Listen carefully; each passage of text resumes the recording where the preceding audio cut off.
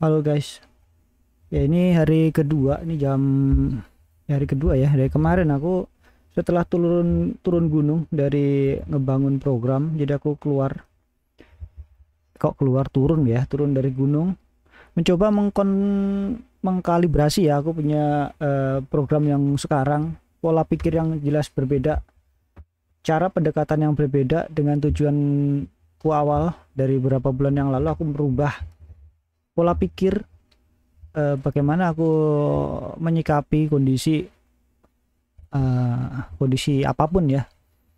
Dan aku datang ke live trading di TikTok karena yang paling gampang aku cari di sana daripada aku nyari grup yang lain. Jadi sempat ada teman beberapa hari yang lalu untuk mencoba masuk ke area sini biar ketemu kliknya lah di area sana.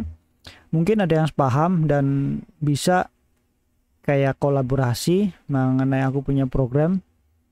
Dan ini masuk akal karena tujuanku ada satu, aku sih jujur nggak mau kolaborasi ya. Aku pengen jual program dan aku pengen memiliki modal karena modal penting.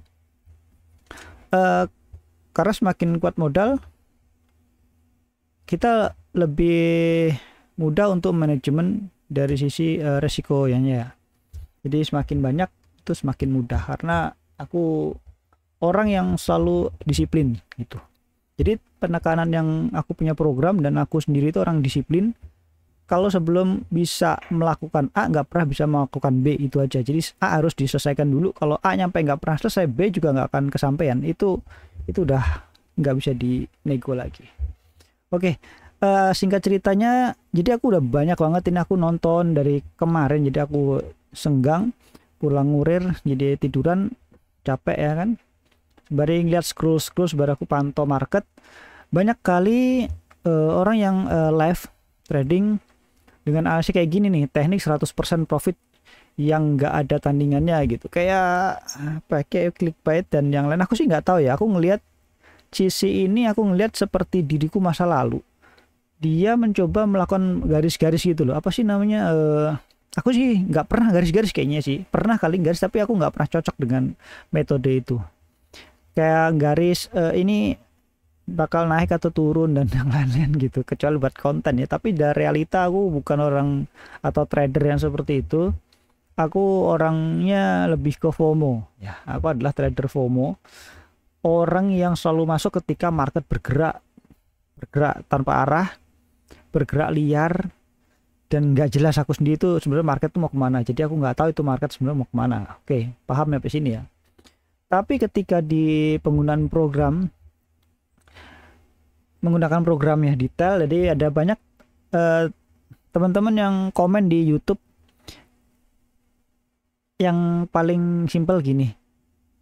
Aku dulu juga bikin program seperti dirimu, Mas, Bang. Nah, ya seperti itu, basicnya seperti itu. Nanti lama-lama lu bakal tahu lah, kayak akan lebih detail lagi gitu. Nanti akan lu tambah-tambahin, dia akan ketawa di arah situ. Dan ya aku belajar sangat keras untuk hal ini. Setiap indikator dan apapun aku komparasi, aku hitung ulang, aku benar-benar perhatiin, aku membuat dari nol, dari strateginya yang selalu berubah-ubah. Jadi hari ini untung, besok ternyata nggak cocok, ubah lagi, ubah lagi, ubah lagi. Jadi eksperimentalnya sama R&D-nya ini yang aduh gila sih, udah ngabisin waktu dan banyak hal yang aku habiskan di arah sini. Ini aku mau aja ya, nggak kena apa namanya tegur sama mereka ya. Aku cuma nampilin video-video kayak gini. Dan di sini aku mencoba ke grup ya, kembali ke awal. Aku pengen bertemu dengan seseorang atau orang yang mungkin sepaham, atau minimum aku nggak ketemu itu, tetapi aku bisa masuk ke circle mereka dulu. Aku bisa belajar tentang apa yang kurang dan membandingkan apa yang sudah aku miliki dengan mereka yang sudah pelajari. Itu poin pentingnya sih. Jadi aku melakukan koreksi diri, dan aku bukan keras kepala aku paling benar atau dia paling benar atau dia salah aku yang paling benar atau salah. Pokoknya nggak ada yang kayak gitu, cuman aku koreksi kira-kira mana yang bisa diperbaiki.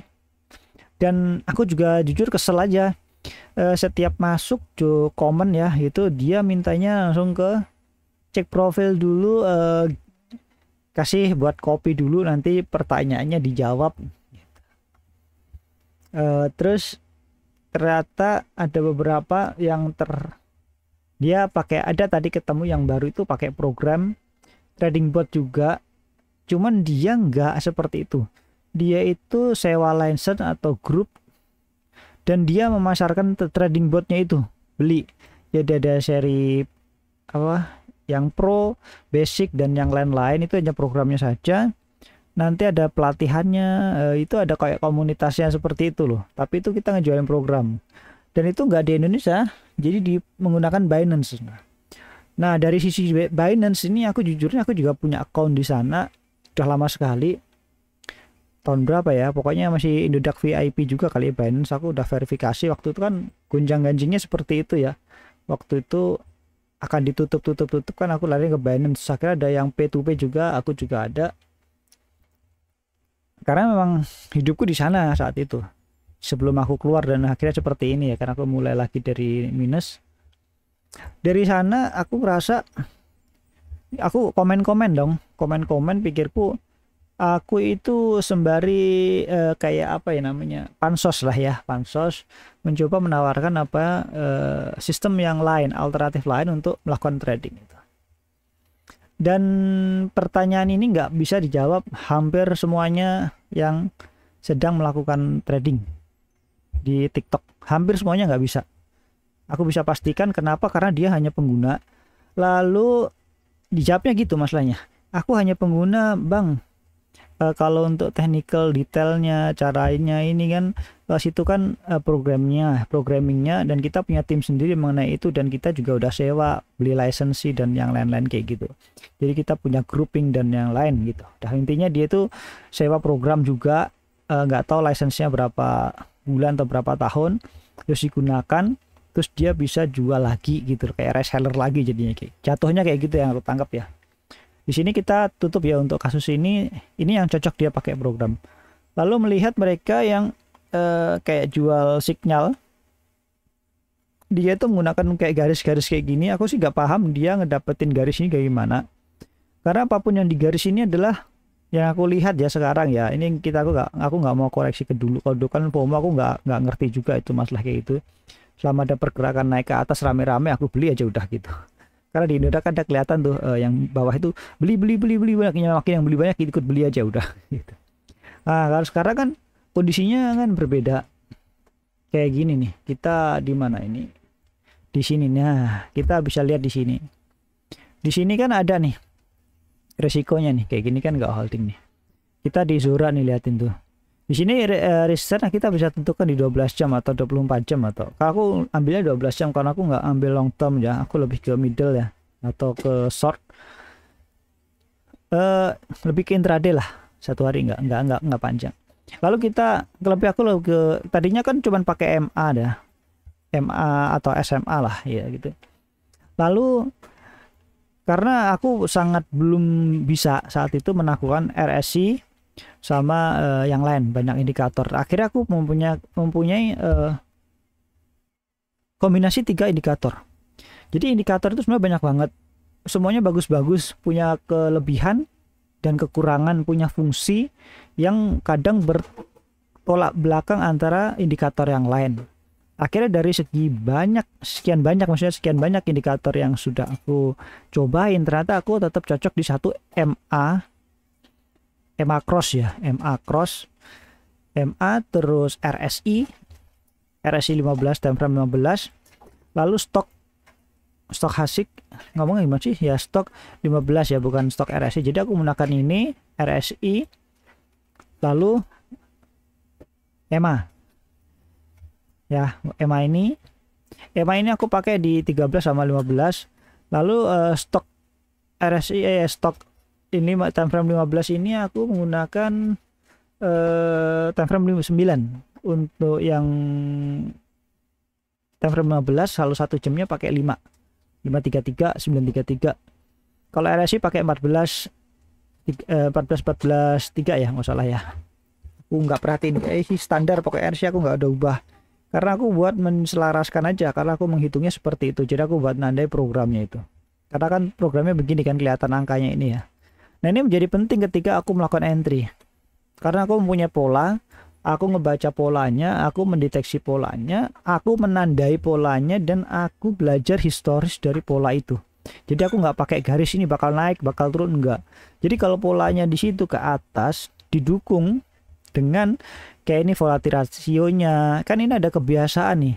Rata-rata kebiasaan di sini pasti naik. Ini kalau ini lebih ke analis yang udah aku hasilkan dari program. Mungkin ini akan berbeda dengan apa yang ya pasti kan berbeda ya, karena aku nggak ngerti teknik yang mereka pakai yang kayak gini nih, garis-garis kayak gini aku nggak ngerti. Dia menentukan area-nya di mana, supportnya gimana, aku nggak paham sama sekali, karena ini sangat bertentangan. Jadi aku ngerasa nggak cocok. Oke, nyampe sini paham ya. Akhirnya aku ngerasa kok bisa begini kalau garis-garis tanpa ngelihat volatilitasnya, defisiasinya, terus volumenya lu naik apa enggak, turun atau enggak.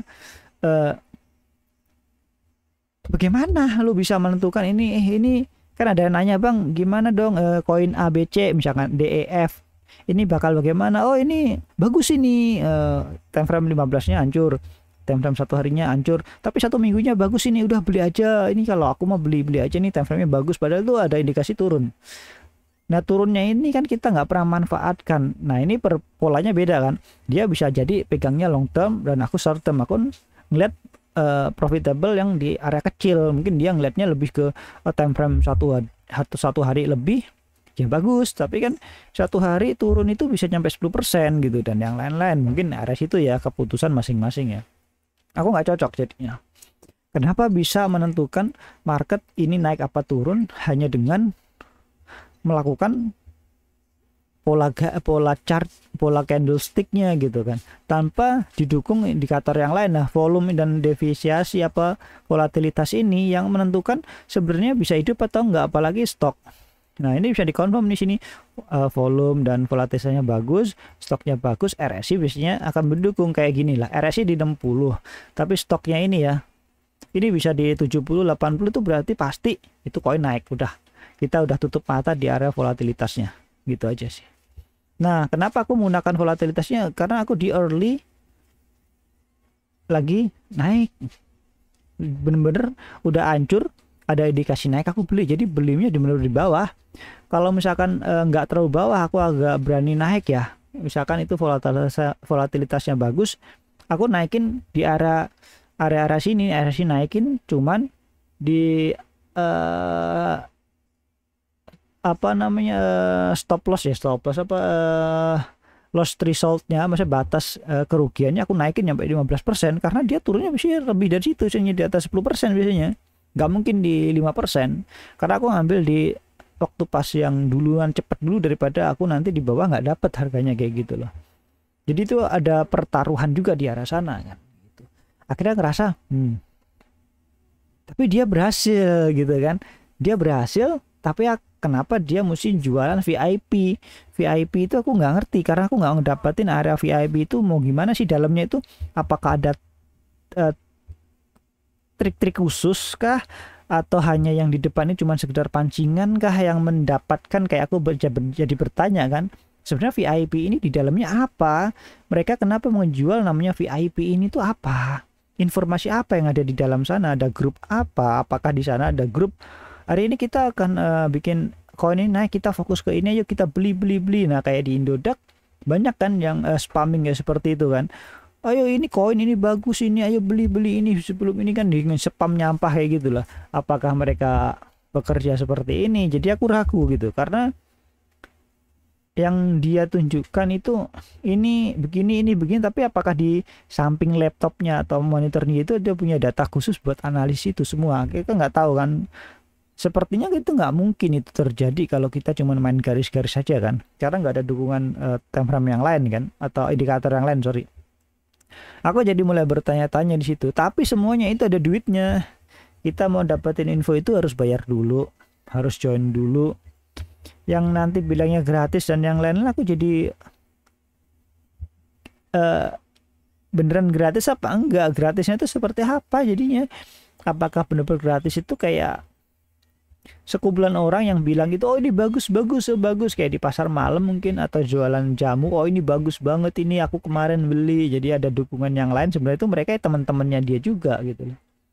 Nah, mulai bertanya itu terus, jadinya aku mulai meragukan sebenarnya mereka ini beneran trader atau enggak sih gitu. Akhirnya ya itu tadi, ketemu ada orang orang udah dewasa sih, dari apa ya, dari ucapan dia, dan dia berkata jujur dan mengenai, kalau mau jawab pertanyaan lebih detail lagi, teknis lagi, ya bagi dikit lah di call apa, di link bio untuk beli kopi ya gitu. Gitu aja sih. Kalau secara trader murni untuk hal itu kayaknya kayak kita ngomong sawerannya ya, kayaknya nggak dapet deh kayaknya sih. Receh banget, nggak mungkin. Misalkan kalau kita punya modal 50 juta, kalau ngandelin saweran cuman dari orang-orang yang cuma nilainya seberapa, kayaknya dari 50 juta itu kita kalau mainnya 20 jutaan, dari 1%-nya ada udah cukup banget daripada kita nyawer ya. Dari situ kita mulai bertanya kan, apa keuntungan mereka untuk live trading itu buat apa? Menunjukkan saldo, menunjukkan kemampuan, atau apa gitu kan. Kalau tadi aku udah coba nyalain live trading sekitar 1 jam, karena di TikTok Live Studio aku harus minimum 25 menit untuk mengaktifkan setup untuk live TikTok itunya ya, karena aku nggak pernah live. Ya aku bilang, ya aku jual program ini kalau ada mau, cuman statusnya terbatas. Aku nggak mau jual banyak-banyak karena aku punya masalah di supportnya, nanti kalau ada trouble paling di 5 sampai 10 aja udah, sisanya nggak peduli sih gitu. Gitu aja tujuannya kayak gitu. Cara aku cuma nunjukkan bagaimana programku bekerja, programku berjalan. Profitable itu adalah ke diri masing-masing, karena strategi kembali ke kita. Kalau pemahamannya, cara nganalisnya pasti aku kasih tahu. Nah itu dia, sekarang aku mikir cara nganalis data, apakah ini harus berbayar atau enggak lah. Aku kemarin tunjukin itu analis datanya di video yang sebelumnya, berarti itu berbayar harusnya ya.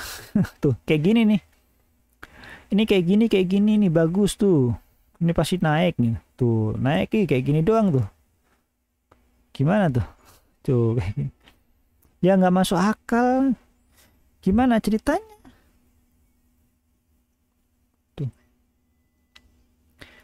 tuh dia cuman pakai 1 garis, kayaknya kayak ilmu kira-kira gitu aku ngelihatnya. Gimana mereka bisa ini ya, nggak ngerti sih. Aku seumur umur juga belum tahu dia bisa ngedapetin ini mungkin berapa hari gitu. Mungkin ilmunya aku harus nyampe ke sana, tapi kok aku area sini kok belum ini ya, belum cocok ya. Mungkin nanti kali ya aku cocokin sendiri kali ya bro. Itu aja sih tadi kenapa aku bikin ini, sampai aku pengen pindah Binance nih. Kali aja di Binance, padahal semuanya di Binance semua, rata-rata banyak kan di Binance semuanya.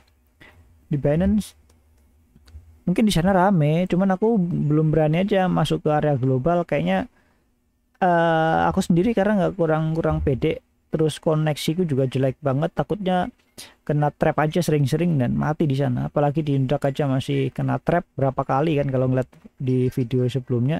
Kalau manual pasti aku itu bertaruh dulu sih. Kalau ngandelin program ya dia ngedapetinnya pasti lama banget, karena aku ngambilnya di area bener-bener bawah, bukan di atas. Di pucuk itu ada, cuman nggak sering lah, lebih banyak di bawah. Itu aja bro, thank you.